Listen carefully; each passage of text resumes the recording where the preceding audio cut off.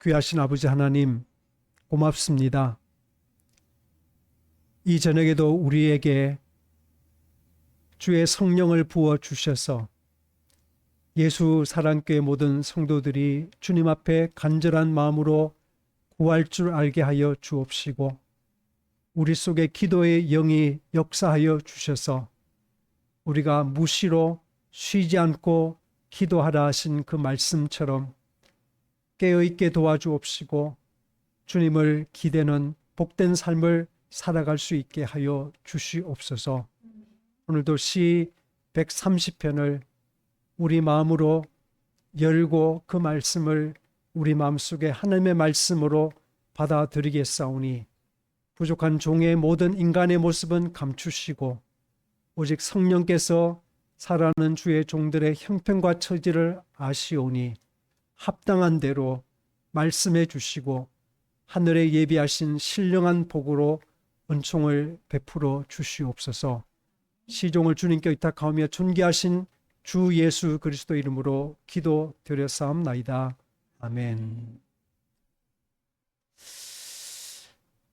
예, 우리 시 130편을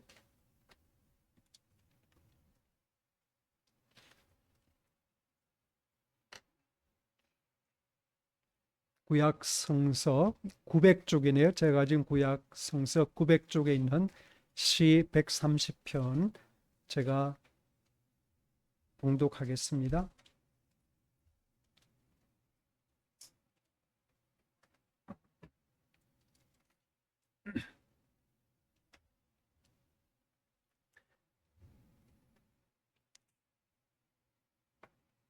여호와여, 내가 깊은 곳에서 주께 부르짖었나이다. 주여, 내 소리를 들으시며 나의 부르짖는 소리에 귀를 기울이소서. 여호와여, 주께서 죄악을 지켜보실진대 주여 누가 서리이까? 그러나 사유하심이 주께 있음은 주를 경외하게 하심이니이다. 나 곧 내 영혼은 여호와를 기다리며 나는 주의 말씀을 바라는도다. 파수꾼이 아침을 기다림보다 내 영혼이 주를 더 기다리나니 참으로 파수꾼이 아침을 기다림보다 더하도다. 이스라엘아, 여호와를 바랄지어다. 여호와께서는 인자하심과 풍성한 속량이 있음이라. 그가 이스라엘을 그의 모든 죄악에서 속량하시리로다. 아멘.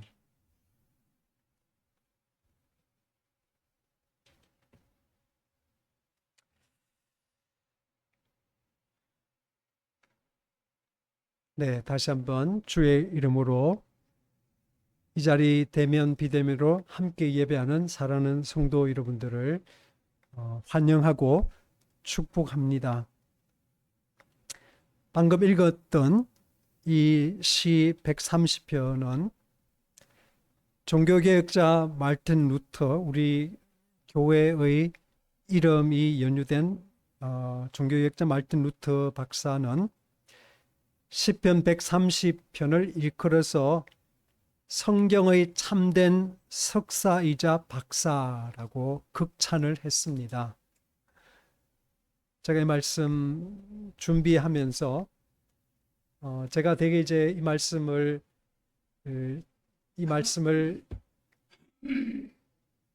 같이 봐야 되겠다고 마음을 먹으면, 그리고 그 말씀을 해석해 놓은 그런 그 주석이 있습니다. 시편 주석을 읽고 또 다른 책들도 참고하고 또 제가 읽었던 그런 것들, 느꼈던 그런 것들을 첨가함으로 그렇게 되는데, 제가 참고하고 있는 그 주석의 마지막 부분에서 그 말씀을 언급을 했어요. 맨 마지막 센텐스에서 그 주석가가 시편 130편을 루터가 일컬어서 성경의 참된 석사이자 박사라고 그렇게 극찬했다는 것입니다. 그래서 제가 이거를 처음에 읽었으면 안 택했을 것인데 라는 생각이, 부담이 탁 와닿았습니다. 왜냐하면 제가 미국에서 18년 하고 학위 이제 논문 쓰느라고 한 2년 정도 쉬었고, 그리고 한국에 와서 이 교회에서 딱 10년 채우고 있고, 그리고 도봉에서 1년을 했으니까 거의 30년에 1년을 모자라도록 목회를 한 셈인데요. 그런 거죠. 그래서 뭐 별로 는 거는 없습니다. 다만 제가 경험으로 깨달은 것은 뭐냐면, 제가 생각할 때 굉장히 중요한 주제다. 이번 주 설교는 굉장히 이게 중요해서 성도님들이 잘 듣겠다 라고 하는 마음으로 기대를 잔뜩 걸고 준비를 하면 그날은 죽을 쓰더라고요. 예, 성도님들이 많이 조시든지 냉랭하든지 뭐 꼭 들어야 되는 어떤 분이 갑자기 또 어디 뭐 어떻게 유고가 생겨서 안 나오시는 일도 있고 뭐 그런 일이 있어서 오늘도 제가 그거를 미리 봤더라면 이거 피했을 건데 라는 생각이 들었습니다. 시편 130편이 성경의 참된 석사이자 박사라는 루터 선생님의 그 말씀은 아마도 제가 해석하기에는 성경의 내용을 가장 잘 이해하고 해석한 그런 시라, 혹은 성경의 내용을 깊이 있게 통찰력 있게 우리에게 제시하는 그런 시라고 그렇게 이해하고 있지 않는가라는 생각이 들었습니다. 그래서 이왕 제가 시작한 것, 이왕 우리가 같이 읽은 이 시편 130편을 우리가 조금 궁금증과 기대를 가지고 살펴보면 좋겠다는 말씀으로 시작하는 말을 가늠하겠습니다. 1절을 보시면 시인의 자리가 삶의 정황이 어떠한지가 나오죠. 여호와여 내가 깊은 곳에서라고 그렇게 되어 있는데요. 새번역 성경에는 보면 깊은 곳이라는 그 말을 깊은 물 속에서라고 번역을 하고 있고, 이 표현이 다른 성경, 구약 성경의 다른 곳에서는 다 바다, 뭐 깊은 물속 같은 그런 곳으로 번역이 되고 있습니다. 이전에 말씀드린 대로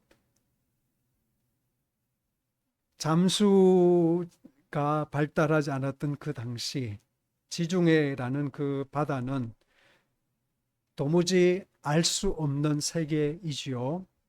네. 지금도 저희 집사람은 물속이 보이지 않는 물을 보면 두렵다고 그럽니다.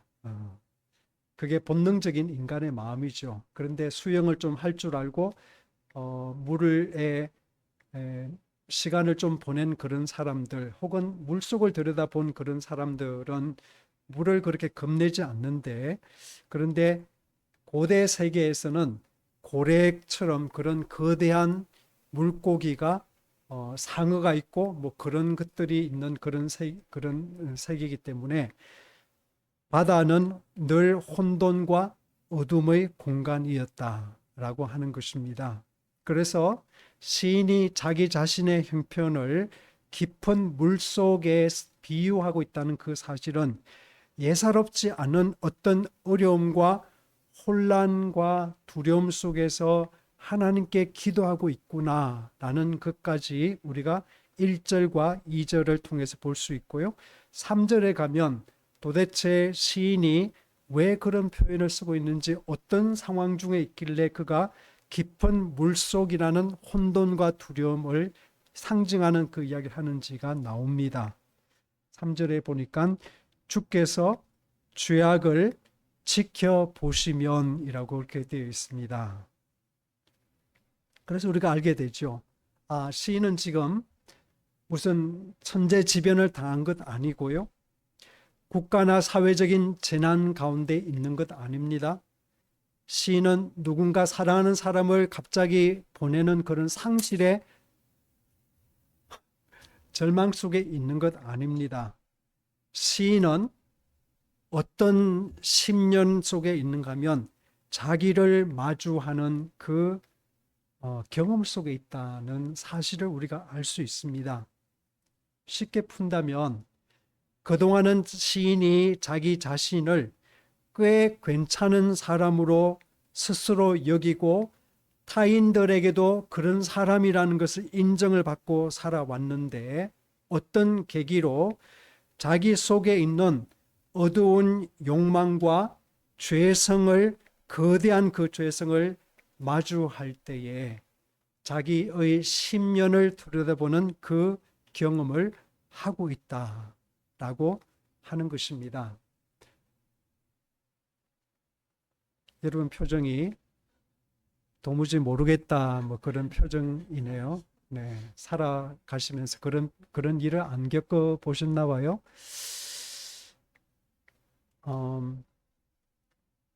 그저께 저희가 이제 해가 아파트 뒤로 넘어가면 가능한 한 저는 이제 집사람하고 이렇게 동네 한 바퀴를 돌아서 안성에 그 논길을 한 바퀴 거의 한 1시간 정도 뭐 50분 정도를 걸어오는데 해 지는 것이 너무 날마다 아름답습니다. 매일 다르죠. 여러분 아시잖아요. 그렇죠? 구름이 있으면 있는 대로 없으면 없는 대로 저녁 노을은 그렇게 아름다울 수가 없습니다. 그래서 저는 그게 좀 멍 때리고 싶은데 또 길도 멀고 하니까 그렇게 머물 수가 없어 아쉬운데 그런데 월요일 날 해가 약간 져가는 그런 기분 좋은 상황에서 제가 막 룰랄라 노래를 부르면서 너무나 예쁘다 그러고 가는데 그 길에 논뚝길에 양쪽에 비닐하우스들이 있고 거기에 사람들이 살죠. 그 트럭이 지나갈 수 있는 그 정도 너비인데 근데 어느 집에 아이들이 사는 걸 제가 알고 있습니다. 몇 명인 건 몰랐는데 그런데 저기 멀리 보니까 그 아이들이 저처럼 기분이 좋아서 콩콩 뛰고 있었어요. 그래서 제가 집사람한테 콩콩 뛰는 애들이 있다고 그랬는데 한 남자아이가 자기 어르신들이 앉는 그 모습 그대로 길가에 의자를 갖다 놓고 앉아 있더라고요. 앉아 있으면서.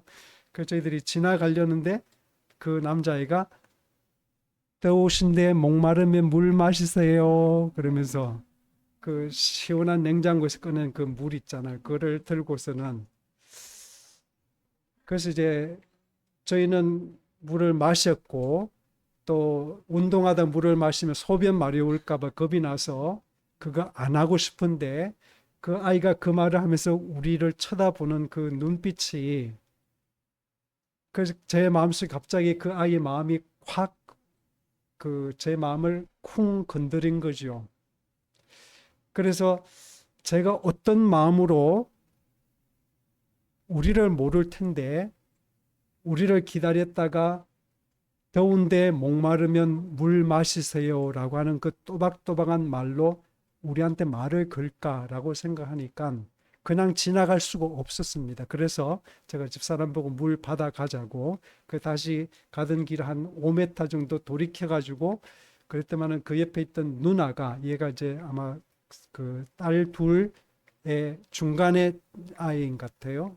막내 아이는 한 3살, 4살 정도 됐고 얘는 한 5살 되고 초등학교 안 보이고 누나는 초등학교 한 3학년 정도 보이는데 우리가 그걸 받는 순간 누나가 또 이렇게 90도로 이렇게 배꼽 절을까지 하고 마치 우리가 호의를 베푸는 것처럼 그러니까 제가 그 물을 귀찮게 들고 다녀야 되잖아요. 그 물을 조금 마시고는 그 계속 들고 다니기 힘들게 했는데 근데 제가 그 길을 오면서 계속해서 그 아이의 그 마음이 그 아이가 한 그 말이 제 귓전에 울리면서 제 마음을 두근거리게 만드는 거예요. 그 집사람한테 내일 갈 때는 우리가 아이들한테 답례를 하자. 뭐라도 사탕이라도 하나씩 넣어서 꼭 잘 마셨다 인사하자 해서 집사람이 또 이렇게 챙겨서 저보다 훨씬 더 제 기대보다 훨씬 더 잘 챙겨가지고 가니까 어제는 좀 늦게 가서 그런지 없어요. 그래서 그 집안에 이제 문을 두드리고 엄마랑 이제 같이 있는 아이들한테 그 봉지를 건네주고 왔습니다. 잘했죠? 네.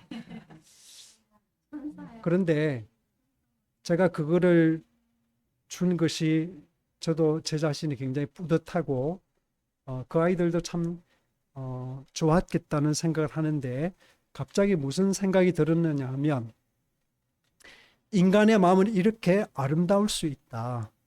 그렇죠? 인간은 이렇게 아름다운 마음을 품을 수 있고 이렇게 좋은 만남 속에서 그 물 한 병이 뭐라고요? 그 물 한 병 얼마 안 하잖아요. 그런데 그 아이가 그 말을 하면서 건네는 그 물 한 병이 그냥 무심히 살아가던 저에게 만남이라는 사건으로 다가온 것이지요. 그런데 무슨 생각이 드는가 하면 2차 대전 때 600만 유대인들의 죽음의 제1 책임자였던 아이히만이라는 사람이 생각이 났습니다. 원래 히틀러는 유대인들을 죽이려고까지 계획하지는 않았습니다. 그냥 히틀러는 유대인들이 가졌던 그 모든 재산을 다 압수시키고 그들을 다 모아서 게토에 모아서 그냥 다른 나라로 중동 쪽으로 그렇게 이스라엘 그 팔레스타인 그 지방 쪽으로 쫓아내려고 추방시키려고 그렇게 계획을 했는데 그런데 아이히만이라는 이 공무원이죠. 그 사람이 그 게토의 책임자였던 그 사람이 안을 내서 그 사람들을 돌려보낼 게 아니라 저기다가 아우슈비츠에 보내서 가스실에서 그냥 그렇게 죽여야 된다.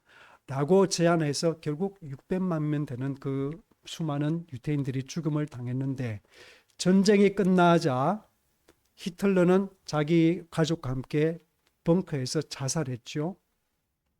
그 처벌 못 받았습니다. 그런데 이 아이히만은 미리 아르헨티나로 도망을 쳤습니다. 그래서 이스라엘 비밀 경찰대 모사드가 그 사실을 나중에 알고 나서 그를 추적해서 그를 생포했습니다. 그런데 국제법에 이게 어긋나는 거예요. 아르헨티나 경찰하고 공조해서 아르헨티나의 정부 허락을 받고서 이 사람을 체포해서 데려올 수 있는데 모사드가 너무나 사안이 급하고 그래서 비밀스럽게 그 사람을 체포해서 예루살렘으로 데리고 와서 전범 재판을 했습니다.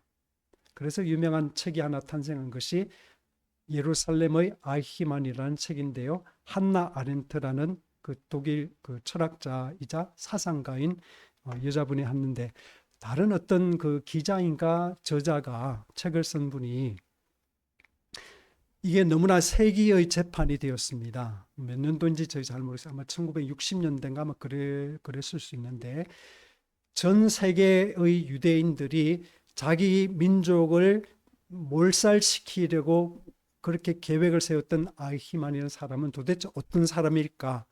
라고 하는 초미의 관심이 예루살렘의 재판에 거기에 쏟아지고 있었는데 얼마나 많은 사람들이 거기에 모였겠어요. 그 재판을 보려고 어떤 사람인가 보려고. 그런데 그 책을 쓴 사람은 뭐라 그런가 하면 나는 아이히만을 보는 순간 힘이 빠져서 털썩 주저앉고 말았다.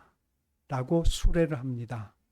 왜냐하면 아이히만은 머리에 뿔난 사람도 아니고 인상이 살인마 같은 그런 눈에 도끼가 있는 사리가 있는 그런 사람 아니고 너무나 평범한 이웃집 아저씨 같은 그런 분이었고 그리고 재판하는 그 과정 속에서 이웃들의 이야기를 들었을 거 아니에요. 아이히만은 어떤 사람인가. 그런데 하나같이 아이히만은 성실하고 좋은 이웃이었다라는 것이 이웃들의 공통된 그런 증언이었습니다.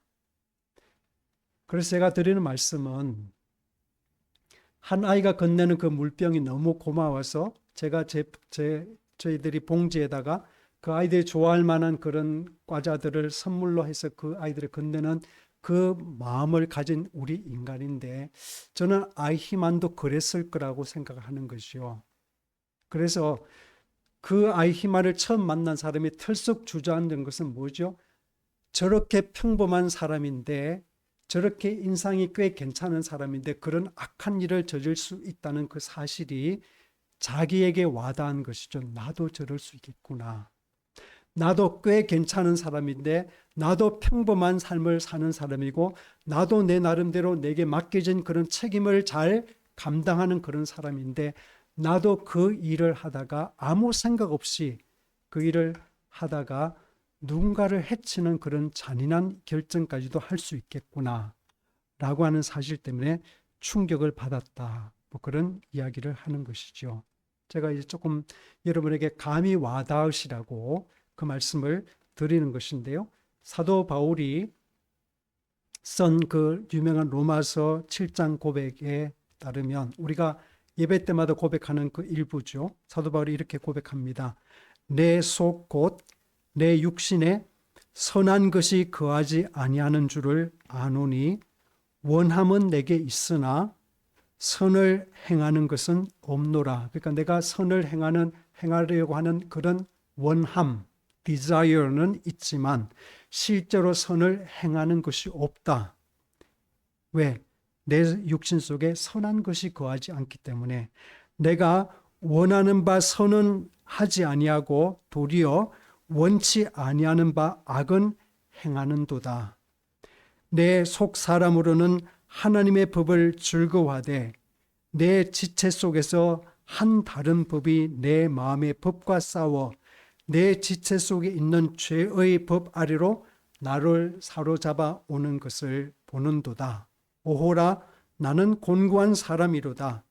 이 사망의 몸에서 누가 나를 건져내랴 라고 로마서 7장에서 탄식하고 있습니다. 무슨 말입니까?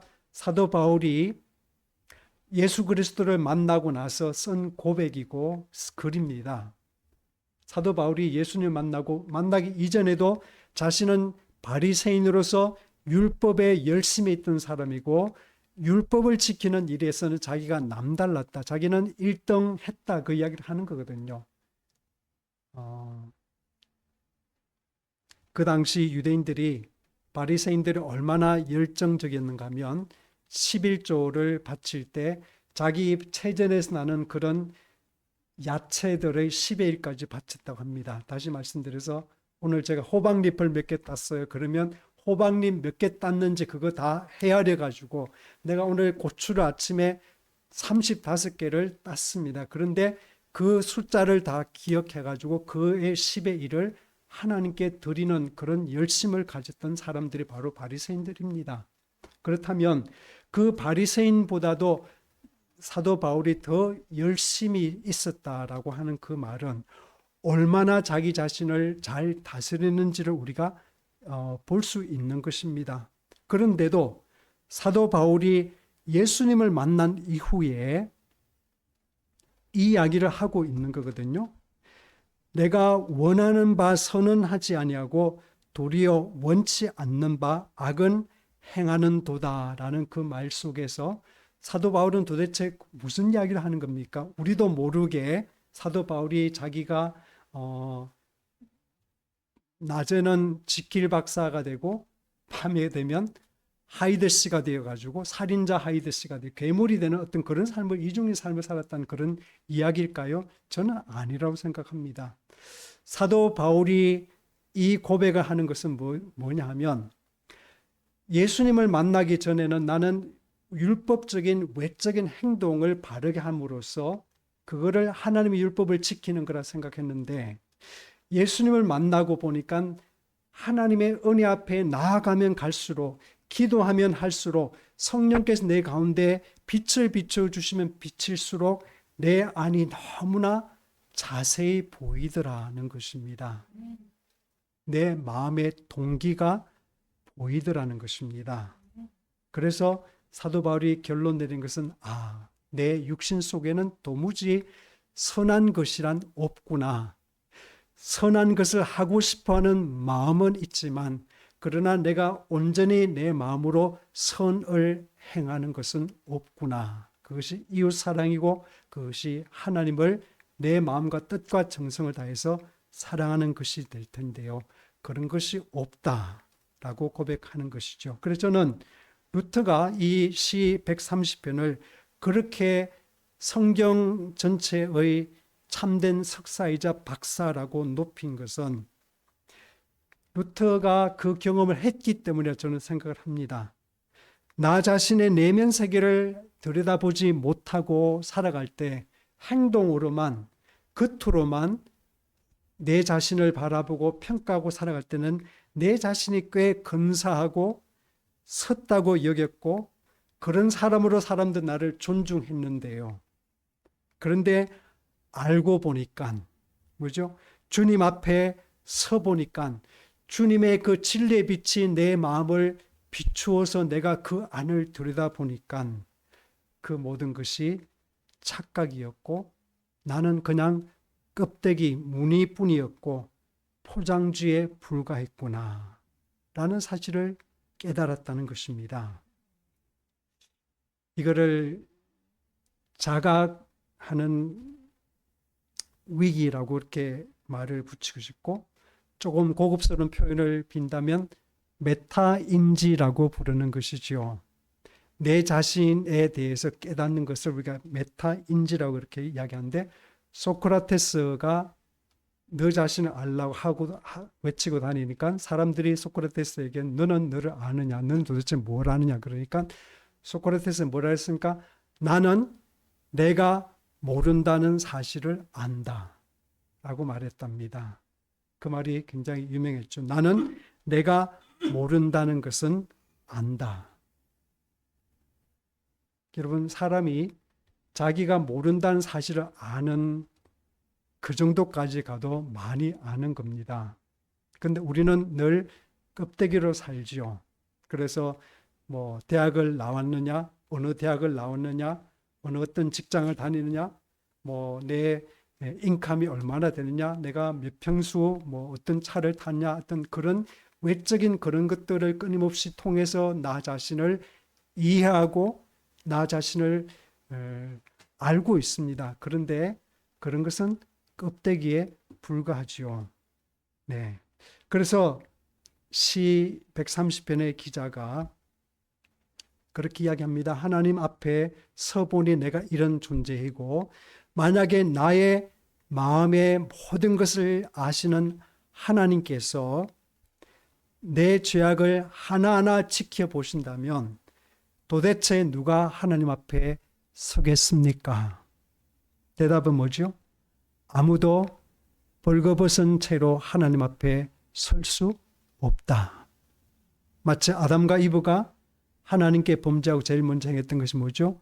무화과로 자신들의 그 가린 그 벌거벗은 몸을 가렸던 것처럼 우리는 하나님 앞에 온전히 우리 자신의 마음까지 드러난다면, 우리 마음의 동기까지 다 드러난다면 우리는 쥐구멍을 찾을 수밖에 없는 그런 존재이다. 그렇게 시편 기자가 고백을 하고 있습니다. 그런데 거기서 끝나지 않고 4절에서 이렇게 시작되죠. 4절 시작이 그러나예요. 그러나. 히브리 원문에 보니까 키라고 되어 있는데요. 그거는 because라고 그렇게 번역할 수도 있는데 영어 성경도 그렇고 우리나라 새번역, 뭐 개역 개정 모든 성경이 다 그러나라고 역설적으로 이렇게 반전하는 그런 문장으로 고백을 받고 있습니다. 그러나 주께서 사유하시기에 내가 경외합니다라고 4절에서 그렇게 고백하고 있죠. 여기서 사유라는 어려운 말이 쓰여졌는데 용서할 사자, 그렇죠? 우리가 사면할 때 그 사자고 용서할 유자입니다. 있을 유 위에 그 왕관을 씌운 것이 바로 유자인데요. 잘 쓰지 않는 그런 단어인데 하여튼 사유라는 말은 우리는 용서라는 말로 이해할 수 있을 것 같습니다. 히브리어 원문에서 이 단어는 보내다라는 그 어원에서 나왔습니다. 보내다.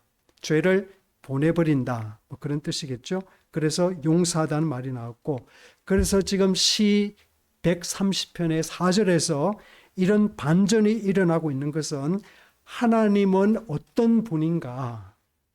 하나님은 과연 내 자신의 잘못을 다 유심히 기분 나쁜 듯이 일일이 지켜보고 계시는 그런 분일까?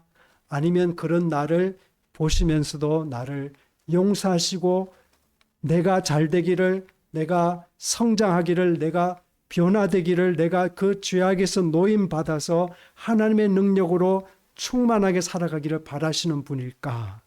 라는 그 질문 앞에서 시 130편의 기자는 하나님은 용서하시는 하나님이다 라고 결론을 내립니다.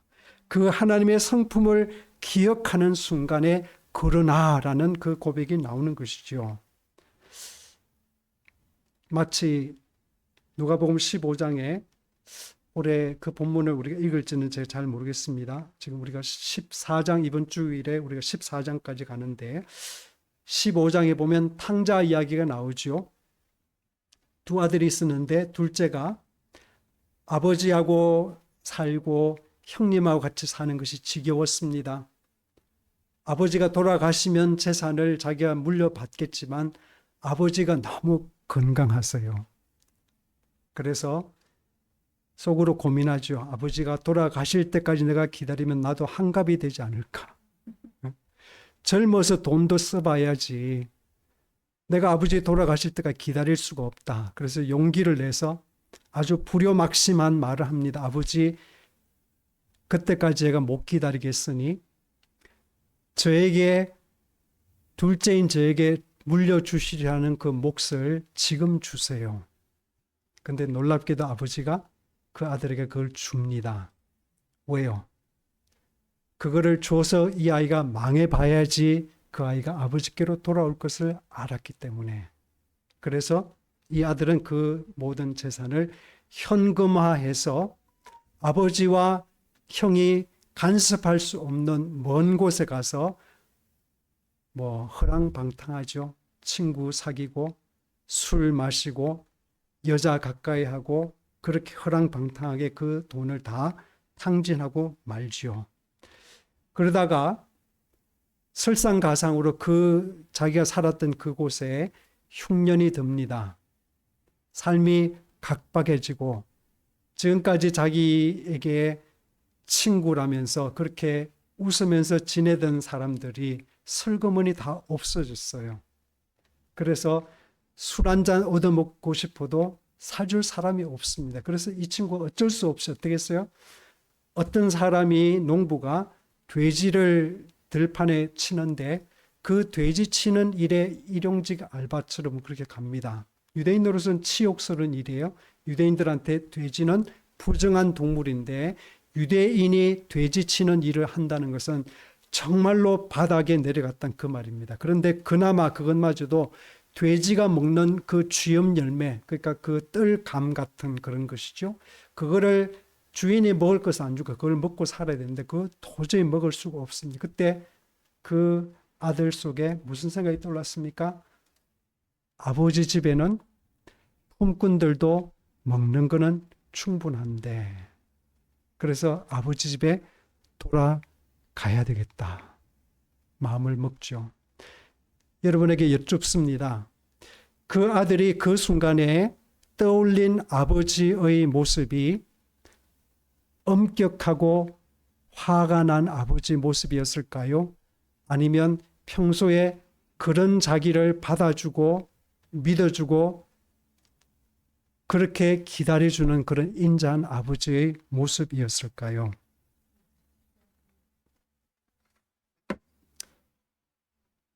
만약에 그 아들이 아버지가 화내고 분노하는 그런 모습을 떠올렸으면 안 갔겠지요.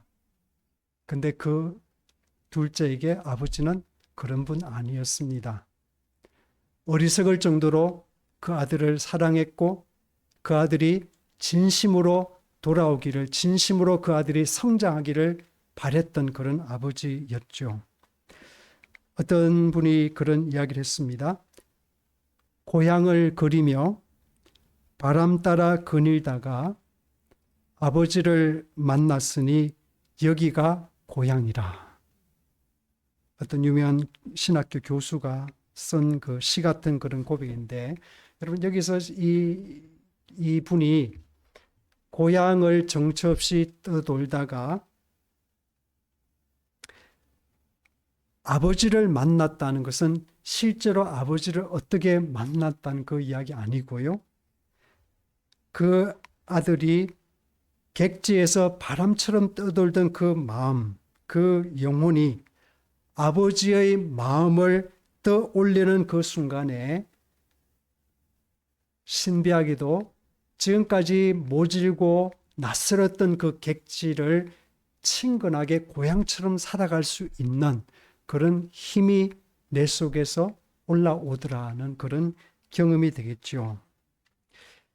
탕자가 그렇게 객지에서 험한 삶을 살다가 아버지의 넉넉한 그 품과 아버지의 넉넉한 그 마음을 기억하는 그 순간에 정신이 든 겁니다. 내가 왜 이러고 있지? 아버지는 그래도 나를 받아주실 거야 라는 생각이 들었던 것이죠. 그래서 유명한 그 토마스 키팅이라는 저자는 이렇게 말했습니다. 당신이 행복을 찾고 있는 방향을 바꾸라는 말을 했습니다. 우리는 행복이라는 파랑새를 찾아 세상을 헤매지요. 그러다가 내 자신의 행복을 먼저 챙겨야 된다는 그 마음 때문에 나 자신을 돌보지 않을 뿐더러 내가 아껴야 되는 타인에게도 상처를 주는 그런 일을 다반사로 하는 것이 우리 인간입니다. 그런데 회개라는 것은 토마스 키팅의 그 말씀대로 또 성경에서 말씀하는 회개는 무엇입니까? 그렇게 이 세상을 방하던 우리 영혼이 나를 지으시고 나를 가장 잘 아시며 나를 가장 사랑하시는 하나님 안에 참 쉼이 있다. 그 안에 참 행복이 있다는 사실을 깨닫고 그 하나님께는 내가 돌아가면 반드시 나를 받아주신다는 사실을 내 마음속에 수용하고 그 하나님의 품에 나 자신을 맡기는 것이 그것이 참된 회개이고 우리 속에 그런 돌이킴이 있을 때에 그것은 하나님을 경외하는 가장 중요하고 근본적인 표현이 된다라는 것입니다. 여러분, 하나님을 경외한다고 하는 것이 어려운 말 아닙니다. 하나님을 하나님으로 대접하는 것이고요. 탕자에게 아버지를 경외하는 것은 뭐였습니까? 내가 이런 잘못을 했는데 어떻게 아버지에게 돌아가 하고서 쫄쫄 굶어 그렇게 지내는 것이 아니라 그 아버지가 기다리는 아버지 품으로 돌아가서 아버지 저 잘못했고 배고파요 라고 자기 자신의 마음을 열어서 아버지 자신에게 다시 그 아버지가 아버지 되게 하는 것이 아버지를 경외하는 것이듯이 저와 여러분들에게 하나님을 가장 하나님으로 잘 대접하는 것은 그 하나님이 나에게 할 수 있는 일을 하시도록 하는 것이 하나님에 대한 가장 훌륭한 대접이고 그것이 경외다. 5절과 6절 넘어가겠습니다. 자, 그 사실까지 간 시인은 이제 5절, 6절에서 하나님을 기다리는 사람, 간절히 기다리는 사람. 그래서 비유를 듭니다. 밤새 성루의 높은 곳에서 성의 안전을 살폈던 그 초병이, 보초병이 밤이 이제 끝나고 저 멀리서 아련하게 동이 트오기 시작합니다. 그래서 이제 초병의 하룻밤의 그 수고가 이제 끝나려는 시점이에요. 그래서 해가 완전히 돋아서 모든 사람들이 보이고 이제 성문을 활짝 열어젖히는 그 순간이 되면 이 사람의 임무는 끝이 나는 것이죠. 근데 여러분, 군에 갔다 오신 분들 다 아시지만은 제일 힘든 보초가 그 시간에 보초가 제일 힘들어요. 아예 초저녁에 가면 초전에 갔다가 그냥 나머지 시간 잘 수도 있는데 새벽에 깨가지고 그 시간에 보초 서는 게 되게 억울합니다. 그런데 그 시간이 그렇게 지루해요. 그 해가 천천히 서서히 동이 트올 때 그 초병이 얼마나 간절히 그 시간을 기다리겠습니까? 해가 완전히 떠오르기를. 그보다 더 간절히 내가 주님을 기다린다. 말씀을 바란다. 라고 그렇게 이야기를 하고 있습니다. 황지우라는 시인이 너를 기다리는 동안이라는 연애시 같은데요. 여러분 한번 상상을 하시면 들어보시기 바랍니다. 너를 기다리는 동안 네가 오기로 한 그 자리에 내가 미리 가 너를 기다리는 동안 다가오는 모든 발자국은 내 마음에 쿵쿵거린다. 바스락거리는 낙엽 잎 하나도 다 내게 온다. 기다려본 적이 있는 사람은 안다. 세상에서 기다리는 일처럼 가슴 애리는 일이 또 있을까?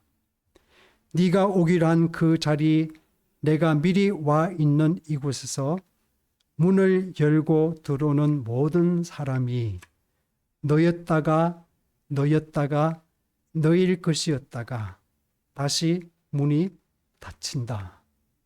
여러분 한번 상상해 보십시오. 여러분의 자녀가 아들이 유학을 갔어요. 혹은 군대를 갔습니다. 그래서 몇 년 만에 혹은 첫 휴가를 받아서 나오는 그 장면 한번 생각해 보십시오. 저희가 미국에 있는 동안에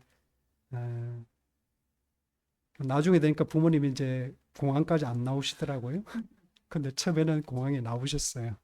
김해 공항까지 나오십니다. 그래서 저희들도 또 아이들을 12명 정도 되는 아이들을 이제 다른 시간대에 저희 처남까지 포함해서 방학 때문에 아이들을 집에 보내고 또 방학이 끝날 때 되면 이제 돌아올 때 저희들이 세인루이스 공항에 가서 그 아이들 일일이 기다리고 그 아이들 픽업해서 집에 오죠. 그래서 그런 그 기다림을 압니다. 특별히 그 게이트가 스트레이트하게 이렇게 쭉 뻗어 있지 않고 이렇게 굽이치는 그런 게이트일 경우에는 문이 열려야지 사람이 보이지 않습니다. 그래서 자동문이 사람이 설 때면 자동문이 열리는 그 게이트를 한번 상상해 보세요. 여러분 사랑하는 사람이 지금 먼 길을 갔다가 비행기를 타고 돌아올 때 그 앞에서 여러분이 기다리고 있습니다. 그래서 문이 사람이 올 때마다 게이트가 쫙 열리는데 그게 오는 사람이 그 사람인 줄 알았는데 아니에요. 그리고 문이 닫힙니다. 또 문이 열립니다. 그 사람일까 해서 쳐다보니까 또 아니에요. 그 시인이 지금 그 마음으로 시를 쓰고 있는 것입니다. 그래서 매번 문이 열릴 때마다 나오는 다른 사람 때문에 실망하고 그러면서도 다음에는 나오겠지 하고서 다음에 그 출입문이 열릴 때 희망을 품는다는 것입니다. 그런데 그 뒤에 이야기 이렇게 이어집니다. 사랑하는 이여, 오지 않는 너를 기다리며 마침내 나는 너에게 간다. 남들이 열고 들어오는 문을 통해 내 가슴에 쿵쿵거리는 모든 발자국 따라 너를 기다리는 동안 나는 너에게 가고 있다. 라고 시를 쓰고 있습니다. 기다려도 좀처럼 오지 않자 그 마음이 기다리는 님을 향해서 그 문을 통과해서 마중을 나간다라는 것입니다. 저는 그 시가 신앙을 잘 표현하고 있다고 생각을 합니다. 우리가 신앙인으로 산다는 것은 내가 참 신앙인인지 아닌지 어떻게 알 수 있는가 하면 궁금하시죠?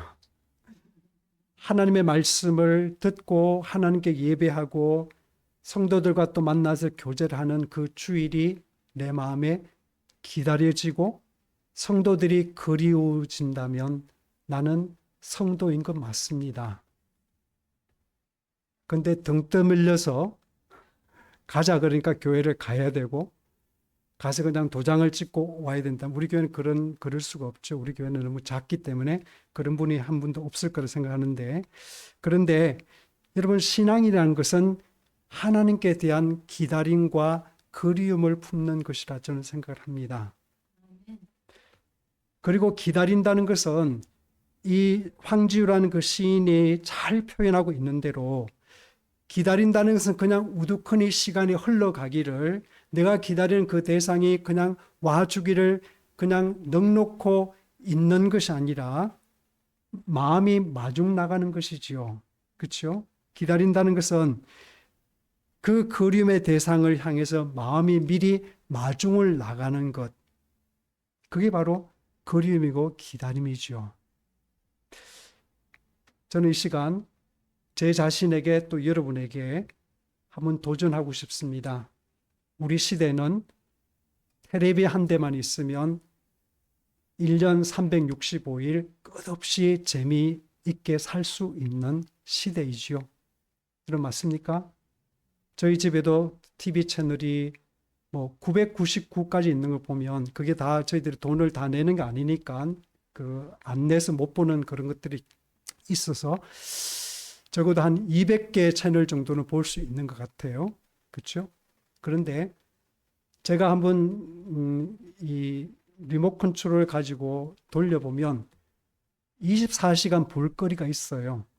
그리고 연속극 같은 거 하나 시작하면 다음 스토리가 궁금해가지고 더 재미가 있어지는 것이죠. 드라마.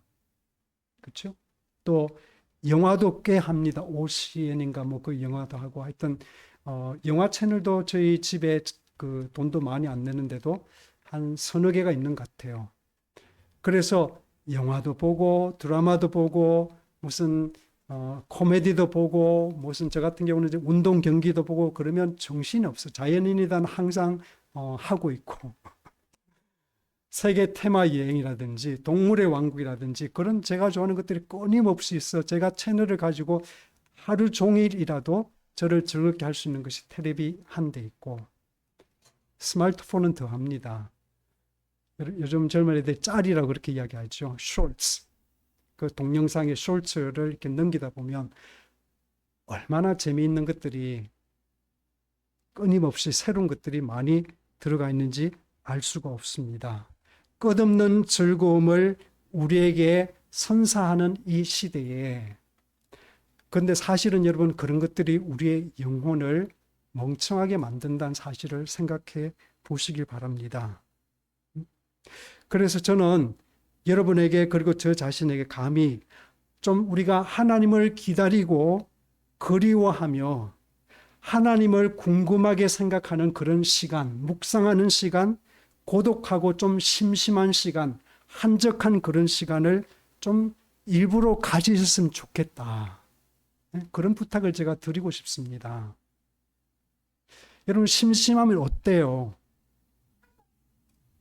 나 자신이 좀 뭐랄까 무료함은 어떻습니까? 그럴 때 우리가 신앙을 생각하고 내 자신을 들여다보고 내 삶을 우리가 그렇게 꾸려갈 수 있는 것인데 끊임없이 다른 것들이 나를 생각을 못하게 하고 그런 재밌는 것들이 내 마음을 차지하고 있을 때는 우리의 마음이 하나님 향한 그리움, 기다림 품지 못합니다. 7절, 8절 넘어가겠습니다. 기다리는 마음이 만나는 그렇게 간절히 기다렸더니 뭘 만났어요? 인자하심과 풍성한 속량을 만났다. 마치 오래 기다렸던 사람이 마침내 그 문을 통과해서 왔을 때 그를 너무 반가워서 가서 얼싸부둥켜 안고 그 만남 반가운 그 정을 나누듯이 주님을 기다리며 말씀을 사모했더니 하나님의 인자와 용서가 선물로 주어지더라. 그 속에 환희가 있고 확신이 있고 그런 것이죠. 그래서 사도 바울이 아까 그 로마 7장에서 그 처절한 고백을 한 뒤에 7장 25절의 마지막은 뭐라 그런가 하면 우리 주 예수 그리스도로 말미암아 하나님께 감사하리로다 하면서 그 유명한 로마서 8장 말씀을 하시죠. 저와 여러분들이 로마서 8장 같은 경우는 1년에 한 달에 한 번씩 읽어도 좋은 말씀입니다. 우리가 꼭 외워야 되는 그런 성경이 있다면 시 23편도 그 안에 들어가지만 그건 좀 짧은 것이고 우리가 좀 욕심내서 우리 도전해서 외울 수 있는 성경이 있다면 로마서 8장이라고 저는 생각을 합니다. 그 8장의 사도 바울이 뭐라고 그러냐면 그리스도 예수 안에 있는 자에게는 결코 정죄함이 없나니라고 그렇게 선언하면서 그리고 맨 마지막에 뭐라고 했습니까? 그리스도 예수 안에 있는 하나님의 사랑에서 그 어떤 것도 우리를 끊을 수 없다. 우리는 이 모든 것에 넉넉히 이기는 자이다라고 그렇게 선언하고 있는 것이죠. 바닥에 내려가 본 사람만이 이 오름을 경험할 수 있다는 것입니다. 말씀을 정리하겠습니다. 이 130편은 여전히 134편까지 계속되는데요. 부제가 성전에 올라가는 순례자의 노래이죠. 세 번에 그렇게 되어 있습니다. 성전에 올라가는 순례자의 노래. 그래서 지난주에 말씀드렸는데 6월절 혹은 무교절, 그 다음에 50일 뒤에 오는 77절, 그 다음에 장막절 또는 초막절 이 3대 절기에 이 이 유대인들이 15편에 되는 이 시들을 암송하고 노래하고 예배에서 같이 찬양했다고 말씀을 드렸습니다. 어두운 자기 자신의 내면 세계를 시면처럼 그렇게 맞닥뜨린 당황스러운 그 시인이 올라감을 경험하는 것은 뭐죠? 하나님의 아버지 같은 그 넓은 마음을 기억함으로 이제 아버지와의 만남을 무엇보다도 사모하고 기다리면서 그 마음을 만나러 마중 나갈 때에 이 시인의 마음이 오름을 경험하는 것입니다. 그렇게 서서히 내 마음이 올라가고 세워지는 그 경험을 통해서 하나님 앞에 진정한 예배가 이루어지고 그런 나 자신 속에 하나님의 성전이 세워진다라고 하는 것이 성경의 약속이고 또한 우리에게 주는 말씀입니다. 이전에 제가 바라고 원하는 것은 저와 여러분들이 하나님께서 언젠가 우리 마음의 심년을 보여주시기를 바라고, 그러나 그 깊은 심년 속에서 우리가 하나님의 선한 얼굴, 사유하시고 용서하기를 기뻐하시는 그 하나님을 기억해내기를 바라고, 그 사실을 통해서 우리가 다시 올라가고 하나님 앞에 세워지는 아름다운 신앙의 여정이, 순례자의 여정이 될 수 있기를 주의 이름으로 축원합니다. 기도하겠습니다. 살아계신 하나님, 오늘 색다른 또 시편을 들여다보았습니다. 130편 시 기자는 불현듯 보이는 자기 자신의 추함 앞에 깊은 절망을 느꼈고 혼란스러웠습니다. 그러나 하나님을 기억하는 순간, 하나님이 어떤 분이신가를 기억해내는 순간 그는 희망을 보기 시작했고 그 마음은 오르기 시작했고 하나님을 향해서 그 마음이 마중 나갔습니다. 주님, 우리에게도 이 여정을 허락하여 주시옵소서.